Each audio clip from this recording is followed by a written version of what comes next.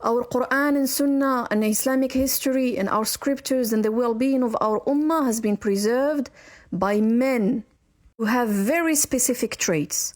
Without those traits, our religion would fall into the exact same thing that other scriptures did fall into.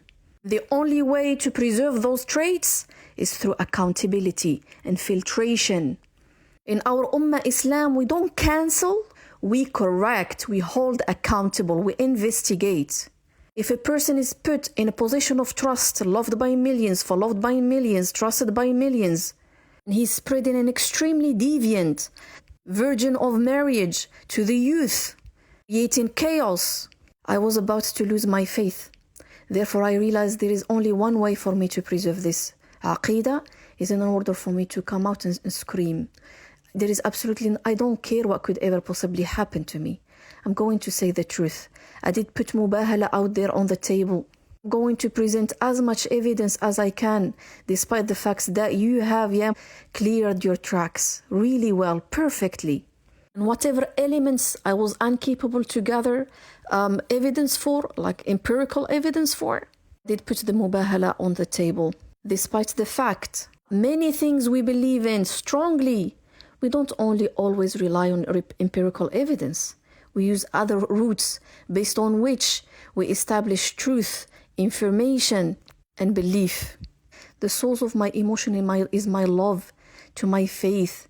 Anyone who could ever possibly come close to my faith and cause me doubts, you are going to see the exact same eyes that you saw last time. Bloody eyes. I've lost one of my closest friends very long ago when I was young and I didn't have enough knowledge of Islam. And she left it. That has traumatized me.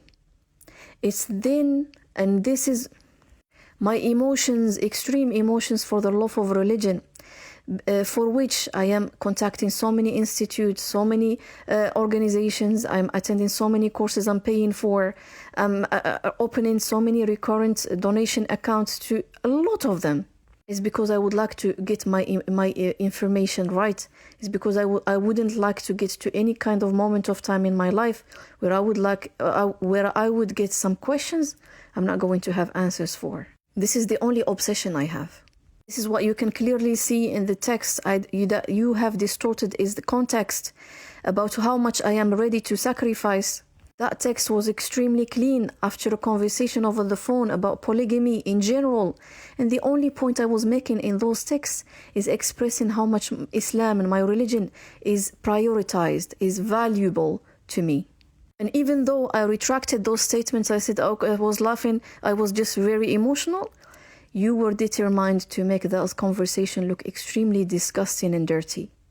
Our Islam stands out because the Prophet ﷺ said, لو أن فاطمة سرقت لقطعت يدها. Those who have conveyed and preserved our religion, they were honorable, trustworthy, honest. And we can only establish this through a rigorous process of accountability and filtration. It didn't stop. Allahu A'lam how many McDonald's nikah have been done. The videos about misrepresentation of marriage are still up there. They are still misleading so many youth. The right course of action is when you come out publicly, apologize to my father, apologize to my child, whose life you have completely destroyed, who you have absolutely and actually harmed.